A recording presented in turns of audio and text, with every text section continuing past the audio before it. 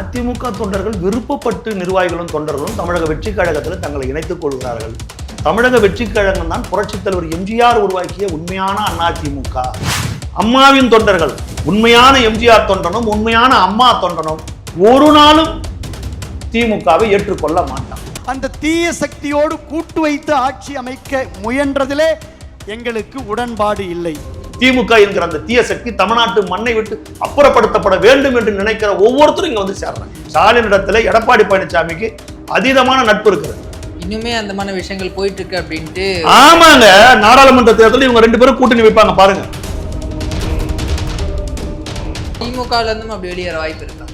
திமுக உடைய போது அது வேற ஓடி நிக்குது. சரி, எப்படி சார் 75 வருட பாரம்பரியம்? ஏங்க 75 பவள விழா கட்சியா இருக்கட்டும், அது எந்த கட்சியா இருக்கட்டும், கனிமொழி தலைமையில கலைஞர் திமுக உருவாக போகிறது. ஸ்டாலின் முதலமைச்சரா இருந்தாரு, அவர் புள்ள உதயநிதி துணை முதலமைச்சரா இருந்தாரு.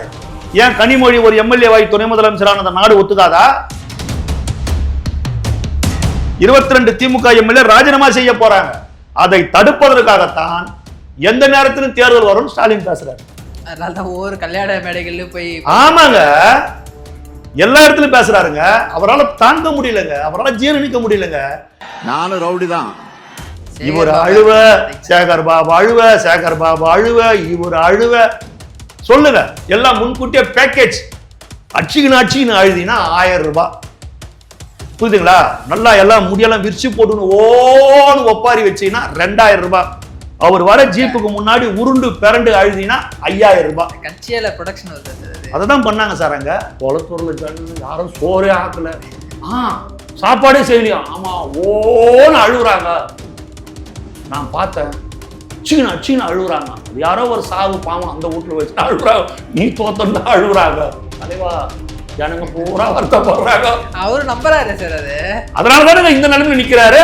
அப்பாவை காணணும் தளபதி காட்டாரு. அங்க எங்க கேக்குறீங்க அப்பாவை காணணும்? அவரு மக்கள் மனங்கள்ல இருக்கிறாரு. மக்கள் மனங்கள்ல இருந்தா நீ ஏன் தோக்குற?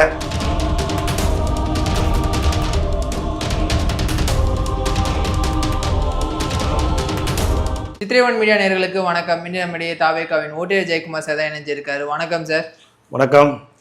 அதிமுக மொத்தமா அழிக்காம விடமாட்டீங்க போலயே, கொத்து கொத்தா வந்துட்டு இருக்காங்க. இன்னைக்கு திரு விஜயபாஸ்கர் அவர்கள் இணைஞ்சிருக்காரு. 2 விஜயபாஸ்கரும் இணைஞ்சிருக்காங்க. கிட்டத்தட்ட 10,000 பேர் மாமல்லபுரத்துல தமிழக வெற்றி கழகத்துல இணைஞ்சு இருக்காங்க.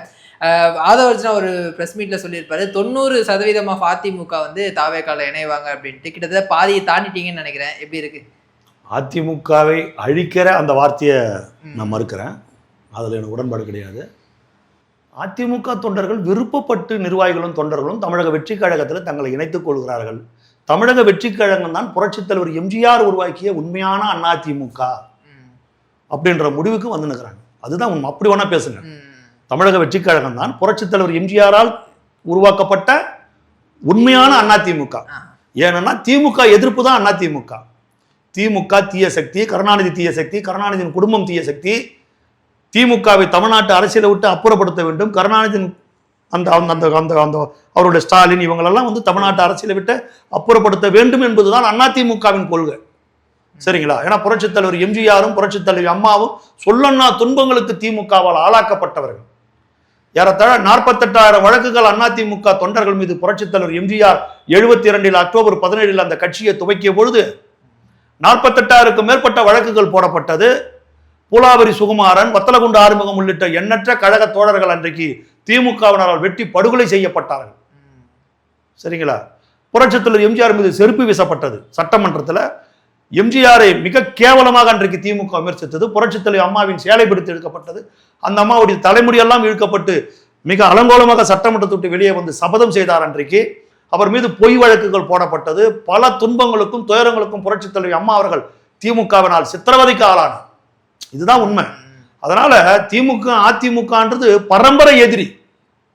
ஒரு நாளும் அது ஒத்து போவாது. ஆனா இன்னைக்கு எடப்பாடி பழனிசாமி மாத்தி யோசிக்கிறார். திமுகவோடு உறவு வைக்கணும். ஏன்னா இவங்க 2 பேரும் சேர்ந்து தமிழக வெற்றி கழகத்தை இன்றைக்கு தன்னுடைய பொது எதிரியா இவங்க மாத்துறாங்க. கேட்டா அண்ணாவின் தம்பிகள் ஓரணியில் திரள்வன்றாங்க. அதெல்லாம் கிடையாது. அதிமுகவில் இருப்பது எம்ஜிஆரின் தொண்டர்கள், அம்மாவின் தொண்டர்கள். உண்மையான எம்ஜிஆர் தொண்டனும் உண்மையான அம்மா தொண்டனும் ஒரு நாளும் திமுகவை ஏற்றுக்கொள்ள மாட்டான். அதுதான் காரணமா சார்? எடப்பாடியை கேட்கறேன், உனக்கு தளபதி மேல என்ன கோவம்? தமிழக வெற்றி கழகத்துக்கு மேல உனக்கு என்ன, உனக்கு வன்மம்? உன்னுடைய அரசியல் எதிரி யாரு? திமுக. உன்னுடைய அரசியல் எதிரி, அரசியல் தமிழ்நாட்டை விட்டு அப்புறப்படுத்த வேண்டியது திமுக. ஆனா நீ திமுகவோடு கை கோத்துக்கு நீ தமிழக வெற்றி கழகம் பக்கம் திரும்புறிய. நீ எம்ஜிஆரின் தொண்டனா? புரட்சி தலைவி அம்மாவின் தொண்டனா நீ? இது உண்மையான மானமுள்ள அதிமுக தொண்டை இதை ஏத்துக்குவானா? எல்லாம் வெளியேறான், எல்லாம் வெளியேறுகிறார்கள். எல்லாரும் வெளியேறி வந்து இன்றைக்கு இங்கே சங்கமிக்கிறார்கள் தமிழக வெற்றி கழகத்தில் போது.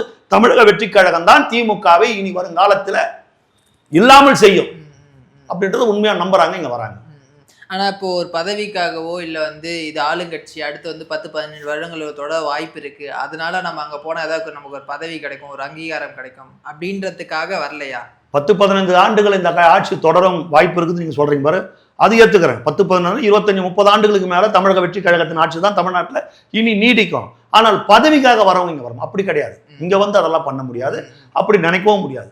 இந்த ஆட்சி நீடிக்கணும், திமுக வந்து தமிழ்நாட்டிலிருந்து வேறு இருக்கப்பட வேண்டும், திமுக ஒழிக்கப்பட வேண்டும். கருணாநிதி என்கிற அந்த தீய சக்தி, ஸ்டாலின் என்கிற அந்த தீய சக்தி, திமுக என்கிற அந்த தீய சக்தி தமிழ்நாட்டு மண்ணை விட்டு அப்புறப்படுத்தப்பட வேண்டும் என்று நினைக்கிற ஒவ்வொருத்தரும் இங்க வந்து சேர்றாங்க. அப்படிதான் பார்க்கணும், ஒவ்வொருத்தரும் சேர்றாங்க. திமுக எதிர்ப்பு தான் அதிமுக. தலைவர் யார் ஆரம்பிச்சு நான் கேட்கிறேன், அதிமுக எதுக்காக புரட்சி தலைவர் ஆரம்பிச்சாரு? சுதந்திரத்துக்காக ஆரம்பிச்சாரா? திமுக எதிர்த்து தானே ஆரம்பிச்சாரு. அப்புறம் அந்த திமுகவோட உறவுன்றது இது எப்படி ஏற்றுக்கொள்ள முடியும்? எடப்பாடி பழனிசாமி என்ன சொல்லியிருக்கணும்? என் கழுத்தறுத்து போட்டாலும் திமுகவோட நான் சேர மாட்டேன்னு சொல்லியிருக்கணுமா இல்லையா? ஏன் சொல்லல? 4-5 நாளா திமுக அதிமுக சேர்ந்து ஆட்சி அமைக்கிறாங்கன்னு பொதுவெளியில ஒரு செய்தி வரும்போது ஏன் வரல? எப்படி ஸ்டாலின் வந்து இந்திய முஸ்லீம் லீக் தலைவர்கிட்ட எப்படி பேசினார்? காதர் மொய்தீன் ஐயா கிட்ட எப்படி பேசினார்? எடப்பாடி பழனிசாமி முதலமைச்சர் ஆக்கணும் எப்படி பேசினாரு? அவரே சொல்லி இருக்கிறாரு. கம்யூனிஸ்ட் எப்படி சொல்லுது எங்க கிட்ட பேசுறது உண்மைதான், எடப்பாடி பழனிசாமி முதலமைச்சர் ஆக்கணும் ஸ்டாலின் பேசினாரு அப்படின்னு எப்படி சொன்னாங்க? எடப்பாடி பழனிசாமி ஒப்புக்கொள்ளாமல் தான் ஸ்டாலினா பேசினாரா? நீங்க ஒப்புக்கலையா? அந்த இதுக்கு அந்த திட்டத்துக்கு நீங்கள் ஒப்புக்கொள்ளவில்லையா? எப்படி தம்பிதுரை சொல்றாரு? வெறும் 47 சீட்டு வைத்திருக்கிற அதிமுக கொள்கை பரப்பு செயலாளர் இருக்கிற தம்பிதுரை எப்படி சொன்னாரு எடப்பாடி பழனிசாமி முதலமைச்சர் ஆக போறாருன்னு? எப்படி சொன்னாரு? பேச்சுவார்த்தை போயிட்டு இருக்கோம். அப்புறம் அதுதானே உண்மை. அப்ப எப்படி அதை ஏத்துக்க முடியும்? எப்படி அதை ஒப்புக்கொள்ள முடியும்? எப்படி ஏத்துக்க முடியும்? இது நியாயமா? சொல்லுங்க. இது இது எப்படி ஏற்றுக்க முடியும்? இதை யாராலும் ஜீரணிக்க முடியாதுங்க. இயற்கைக்கே மாறான ஒரு செய்கை இது. இது இயற்கைக்கே மாறான ஒரு செய்கை. ஸ்டாலின் இடத்துல எடப்பாடி பழனிசாமிக்கு அதீதமான நட்பு இருக்கிறது, அது உண்மை. அதீதமான நட்பு இருக்கிறது, புரியுதுங்களா? அதனால வந்து அவங்க 2 பேரும் இணைஞ்சுதாங்க, திமுகவும் அதிமுகவும் இணைஞ்சுதாங்க எல்லா வேலையும் பண்ணுது. எடப்பாடி பழனிசாமி மகனும் ஸ்டாலின் மகன் உதயநிதியும் மணிக்கணக்கில் இதை பத்தி ஆலோசிக்கிறாங்க. இன்னுமே அந்த மாதிரி விஷயங்கள் போயிட்டு இருக்கு அப்படின்ட்டு. ஆமாங்க, நாடாளுமன்ற தேர்தலில் இவங்க 2 பேரும் கூட்டணி வைப்பாங்க பாருங்க. எப்படி சார் தொண்டர்கள் ஒத்துப்பாங்க? ஏங்க ஒத்துக்காதான் வெளியே வராங்க. பரவாயில்ல, எங்களுக்கு இப்படிதான் எப்படியாவது நாங்கள் அதிகாரத்துக்கு வரணும், ஈனமானம் போன பரவாயில்ல, எம்ஜிஆர் கொள்கை அம்மா கொள்கை அதெல்லாம் தூக்கி குப்பையில போடுங்க, அதெல்லாம் காலம் மாறி போச்சு, இனி எங்களுக்கு திமுக தான் தளபதி தான் உதயசூரியன் தான் முடிவெடுக்கிற எடப்பாடி கூட இருக்கிற தொண்டை அங்க இருப்பான். மானமுள்ள எம்ஜிஆர் தொண்டை, மானமுள்ள அம்மாவின் தொண்டை வெளியே வருவான், அங்க இருக்க மாட்டான். அதை தானே சொல்றேன், அங்க இருக்க மாட்டான், வெளியே வருவான். திமுகல இருந்தும் அப்படி வெளியேற வாய்ப்பு இருக்கா?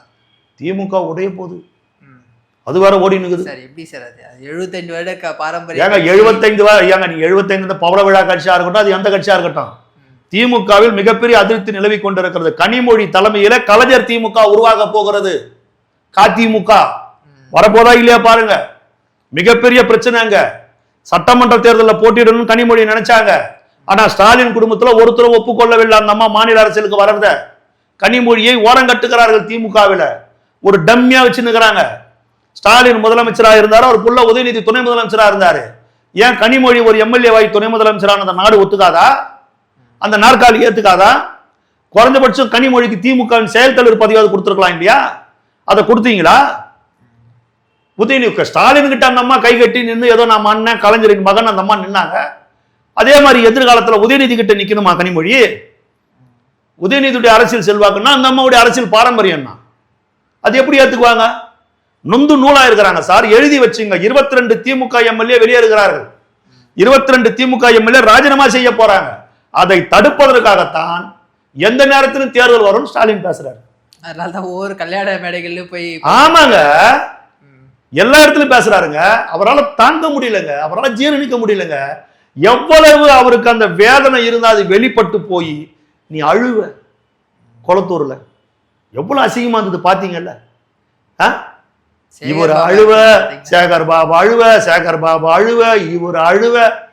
சொல்லுங்க, எல்லாம் முன்கூட்டியே பேக்கேஜிங்க. சும்மா அழுதினா அல்றது கூடவா சார்? 500 ரூபாய், அச்சின்னு அழுதினா 1000 ரூபாய். புரியுதுங்களா? நல்லா எல்லாம் முடியெல்லாம் விரிச்சு போட்டுன்னு ஓன்னு ஒப்பாரி வச்சீங்கன்னா 2000 ரூபாய். அவர் வர ஜீப்புக்கு முன்னாடி உருண்டு பிறண்டு அழுதினா 5000 ரூபாய். கட்சியால ப்ரொடக்ஷன் சார் அது. அததான் பண்ணாங்க சார் அங்க. 5000 ரூபாய். உடனே ஜனங்கள்லாம் கண்ணு காட்டுறாரு சேகர் பாபு, அழுவோம். இப்படி காட்டினா இங்க அழுகுறாங்க, இந்த பக்கம் 1 2 ஆக்ஷன் கேமரா அழுகுறாங்க. அசிங்கமா இல்ல? ஜனநாயக நாட்டுல வெற்றியும் தோல்வியும் சகஜம் சொல்லிட்டு போக வேண்டியது தானே. அவ்வளவு என்ன உங்களுக்கு அவ்வளவு ஒரு பதபதப்பு, ஒரு அரிப்பு? அசிங்கமா இல்லையா? காமராஜர் அழுதாரா தோத்தப்போ? தேர்தலில் காமராஜர் தோத்தார் இல்ல? காமராஜரை விட நீ பெருந்தலைவனா? எண்ணற்ற அணைகளை கட்டிய, எத்தனையோ தொழிற்சாலைகளை கட்டிய பெருந்தலைவர் காமராஜருக்கு நிகரான ஒரு முதலமைச்சர் தமிழ்நாட்டில் யாராவது இருக்கிறாங்களா? இதுக்கு முன்ன காமராஜருக்கு இணையான ஒரு தலைவனை காட்ட முடியுமா? இளைஞர்களுக்கு வழிவிடணும்னு சொல்லிட்டு தன்னுடைய முதலமைச்சர் தலைவியை தானே முன் வந்து ராஜினாமா செய்து விட்டு போன ஒரு தலைவன் இந்தியாவிலேயே பெருந்தலைவர் காமராஜர். கே பிளான், அந்த பிளானுக்கு பேரு கே பிளான். நான் கட்சி பணிக்கு போறேன்னு சொல்லிட்டு இளைஞர்களுக்கு வழிவிடணும் முதலமைச்சர் பதவி ராஜினாமா பண்ணிட்டு போன பெருந்தலைவர் காமராஜர். படித்ததினால் அறிவு பெற்றோர் 1000 உண்டு, பாடம் படிக்காத மேதைகளின் பாரினில் உண்டு என்று கவியரசு கண்ணதாசன் பண்ணார் பாரு. அந்த காமராஜர் 10 ஆண்டு காலம் இந்த தேசத்தின் விடுதலைக்காக சிறையில் இருந்தார். 9 ஆண்டு காலம் தமிழ்நாட்டின் முதலமைச்சராக இருந்தார். தான் இறக்கிற பொழுது கூட 10 வேட்டி 10 சட்டை 110 ரூபாய் பணத்தை மட்டும் தன் பெட்டியிலே வைத்து விட்டு சென்ற பிழைக்க தெரியாத முதலமைச்சர் கர்ம வீரர் காமராஜருங்க. ஒரு பாடல்ல சொல்லுவாங்க, காலத்தையே நிர்ணயித்தது அவன் அதிகாரம், ஆனா அவன் கையில் இல்ல கை கடிகாரம். இந்த காலத்தையே நிர்ணயிச்சதுங்க அவருடைய அதிகாரம், ஆனா அவர் கையில கை கடிகாரம் இல்லைங்க. அப்பேற்பட்ட கர்ம வீரர் காமராஜருங்க, அப்பேற்பட்ட தலைவருங்க காமராஜ். அவரு தோத்தாருங்க இந்த மண்ணுல. பே சீனிவாசன்ற ஒரு சின்ன பையன்கிட்ட விருதுநகர் தொகுதியில் அவரு தோத்தாருங்க. அவர்கிட்ட போய் நிருபருங்க கேட்கறாங்க, ஐயா நீங்க தோத்துட்டீங்களே, ஒரு சின்ன பையன் உங்களை தோக்கடிச்சுதான் சொல்லும் போது பெருந்தலைவர் பெருந்தன்மையா சொன்னாரு, இதுதான்டா தம்பி ஜனநாயகம், இந்த ஜனநாயகத்துக்கு தாண்டா நாங்கெல்லாம் கஷ்டப்பட்டோம், இதுதான் சுதந்திரம், இந்த சுதந்திரத்துக்கு தாண்டா நாங்கெல்லாம் சிறையில் அடிபட்டோம் உதப்பட்டோம், இதுதான் உண்மையான ஜனநாயகம் சொன்னாரு காமராஜர். அதெல்லாம் உண்மையான தலைவருக்கான அழகு. இந்த தேசத்துல தியாக தலைவி, 26 குண்டுகளை தன் உடலிலே சுமந்த ஒப்பற்ற தலைவி, உலக மகா தலைவி என்று பேர் எடுத்த அன்னை இந்திரா காந்தி இந்த தேசத்துல தோல்வியை சந்தித்திருக்கிறாங்க. எத்தனையோ தலைவர்கள் தோத்துருக்கிறாங்க. அவங்க எல்லாம் உன்ன மாதிரிதான் அழுதாங்களா? உங்களை மாதிரி ஒப்பாரி வச்சாங்களா? சேகர் பாபு மாதிரி 4 பீஸை செட் பண்ணி ஜீப்ல வச்சுக்கின்னு செட் பண்ணி அழ வச்சாங்களா? மக்கள் வருத்தப்படுறாங்களாம், ஐயோ ஸ்டாலினை தோக்கடிச்சிட்டாங்க. எந்த மக்கள் அது? திமுக. எந்த மக்கள் வருத்தப்படுறாங்க சொல்லுங்க? எந்த மக்கள் அது? எந்த மக்கள் வேதனைப்படுறாங்க? எனக்கு ஒன்றும் புரியலையே. தமிழக வெற்றி கழகத்துக்கு விசில் சின்னத்திலே வாக்களித்த மக்கள் மகிழ்ச்சியில துள்ளி குதித்து கொண்டாடி கொண்டிருக்கிறார்கள். ஒரு நேர்மையான, ஒரு தூய்மையான, ஒரு நல்ல ஆட்சியை இந்த மண்ணிலே நாம் ஏற்படுத்தி விட்டோம் என்று விசில் சின்னத்திற்கு வாக்களிக்காத மக்கள் எல்லாம் வேதனைப்பட்டு கொண்டிருக்கிறார்கள். ஒரு தூய்மையான ஆட்சி வருவதற்கு நமது பங்கு இல்லாமல் போய்விட்டதே. இனி வருங்காலங்களில் எந்த தேர்தல் வந்தாலும் எங்கள் ஓட்டு விசிலுக்குத்தான் அப்படின்னு அந்த மக்கள் முடிவு செய்திருக்கிறார்கள். இதுதான் கள நிலவரம். இப்பவும் ஸ்டாலின் கிட்ட தப்பு தப்பா சொல்றானுங்க. தலைவா, ஜனங்க பூரா வருத்தப்படுறாங்க. அவரு நம்புறாரு சார். அது அதனாலதானுங்க இந்த நிலைமையில நிக்கிறாரு. அதனாலதான் நிக்கிறாங்க இன்னமும் போய். அப்படியா பாபு? ஆமா தலைவா, குளத்தூர்ல ஜனங்க யாரும் சோறே ஆக்கல, சாப்பாடே செய்யலையா? ஆமா, ஓன்னு அழுகுறாங்க. நான் பார்த்தேன், அச்சின்னு அழுகுறாங்க. அது யாரோ ஒரு சாவு பாவம் அந்த வீட்டுல வச்சு அழுகுறாங்க. நீ தோத்தா அழுகுறாங்க. இது என்னங்க இதெல்லாம்? ஏன் அழுகுன்னு எனக்கு ஒன்றும் புரியலையே. ஏன் உன்னை தோக்கடிச்சாங்க மக்கள்? ஸ்டாலினை ஏன் தோக்கடிச்சாங்க? உன் கட்சியுடைய மாவட்ட செயலாளரின் அராஜகத்தை தாங்க முடியல, உன் கட்சியுடைய கவுன்சிலருடைய அராஜகத்தை தாங்க முடியல, உன் கட்சியுடைய வட்டக்கழக செயலாளருடைய அராஜகத்தை தாங்க முடியல, ஒருத்தரும் சென்னையில வீடு கட்ட முடியல, ஒரு கல்லு மண்ணை இறக்க முடியல, ஒரு கம்பியை இறக்க முடியல, எங்கென்னுதான் வருவானுங்க தெரியாது வந்து நின்றுறானுங்க. அராஜகம், அத்துமீறல், லோக்கல் போலீஸ் ஸ்டேஷனை கையில வச்சுக்கின்னு கட்ட பஞ்சாயத்து. சொல்லுங்க, எதுக்கு உங்களை இந்த அளவுக்கு உங்களை தமிழ்நாட்டு ஜனங்க எதுக்கு தோக்கடிச்சாங்க? அப்போ நம் நொந்து நூலா இருக்கிற அந்த மக்களுக்கு தங்களை காக்க வந்த ரட்சகனாக, ஒரு தேவ தூதனாக தளபதி காட்சி தரார். குத்துன்னு குத்தனா, குத்துன்னு குத்தனா. சாதாரண அடியாங்க ஸ்டாலின் வாங்கினாரு. சாதாரண அடியா? சொல்லுங்க. பாட்ஷா படத்துல சொல்றாங்க பாரு, இது சாதாரண ஒருத்தன் அடுத்து அடித்து கிடையாது. நாடி நரம்பு ரத்தம் புத்தி சத அத்தனையும் சண்டை வெறி ஊறி போன ஒருத்தனால தான் இந்த அளவுக்கு அடிக்க முடியும். அந்த மாதிரி ஒரு அடி ஸ்டாலினை ட்ரீட் பண்ற டாக்டருங்க மிரண்டு போயிருக்கிறாங்க. இந்திய அரசியல் அத்தனையும் மிரண்டு போயிருக்கிறாங்க. எப்படிதான் அவருக்கு ட்ரீட்மெண்ட் கொடுக்குறதுனே தெரியலையே. இன்னமும் பிரம்ம குடிச்சா மாதிரி இருக்கிறாரு. நாளைக்கு தேர்தல் வந்துடும், ஒரு மாசத்துல தேர்தல் வந்துடும். ஒரு பைத்தியம் பிடிச்ச மாதிரி இருக்கிறாரு. இவ்வளவு அளவுக்கு மனநலம் பாதிக்கப்பட்டு இருக்கிறாரு. தேர்தல் வரத்துக்கு இன்னும் 5 வருஷம் இருக்குது அப்படின்றது கூட அவர் புரிஞ்சுக்க மாட்டேன்றாரு. அந்த அளவுக்கு குழப்பத்தில் இருக்கிறார். இன்னும் 6 மாசத்துல தேர்தல் வரும். ஏன் மிரண்டு போயிருக்கிறாங்க? நாடி நரம்பு ரத்தம் புத்தி அத்தனுடைய ஜனநாயக பேரி ஊறி போன ஒருத்தனாலதான் இந்த சர்வாதிகாரியை இந்த அளவுக்கு அடிக்க முடியும். செஞ்சாரு இல்ல, பண்ணாரு இல்ல, சொல்லுங்க. எழுதி கொடுக்குறோம், ஒழுங்கா எழுதி கொடுத்தால. அப்பாவை காணணும் தளபதி கேட்டாரு. அங்க எங்க கேக்குறீங்க அப்பாவை காணணும்? அவர் மக்கள் மனங்கள்ல இருக்கிறாரு. மக்கள் மனங்கள்ல இருந்தா நீ ஏன் தோக்குற? இந்த அடிப்படை விஷயம் கூட உனக்கு தெரியலையே. ஒரு சின்ன விஷயங்க, மக்கள் மனங்கள்ல இருந்தா நீங்க ஏன் தோக்க போறீங்க சொல்லுங்க. ஒரு சின்ன விஷயம் தானே, இது கூட நீ புரிஞ்சுக்க முடியல ஸ்டாலின். அப்புறம் எதைதான் நீ புரிஞ்சுக்க போற சொல்லுங்க. இல்ல ஒரு புறம் இப்படி பேசிட்டு இன்னொரு புறம் வந்து செந்தில் பாலாஜி வச்சு தாவேக்கோட எம்எல்ஏ தான் பேச்சுவார்த்தை நடத்திட்டு இருக்காரு. பண்ண முடியுதா? பண்ணிட்டு இருக்காங்க சார். சாதிக்க முடிஞ்சதா? எப்படி வருவாங்க சொல்லுங்க. ஊத்தங்கரையில எங்க கிருஷ்ணகிரி தொகுதி மாவட்டத்தை சேர்ந்த ஊத்தங்கரை தொகுதி எம்எல்ஏ இளையராஜா கிட்ட நீங்க பேசியிருக்கிறீங்க. இந்த ஆட்சியை கவுக்கணும். இன்னும் பல எம்எல்ஏ கிட்ட பேசியிருக்கிறீங்க. பேசி 35 இருந்து 50 கோடி ரூபாய் தரோம், அப்படி ஒத்துக்கலன்னா உன குடும்பத்தோடு தூக்கிடுவோம், அடுத்து இந்த ஆட்சி கவுந்துரும் எல்லாம் பேசியிருக்கிறீங்க. வெட்ட வெளிச்சுக்கு வந்துடுச்சு.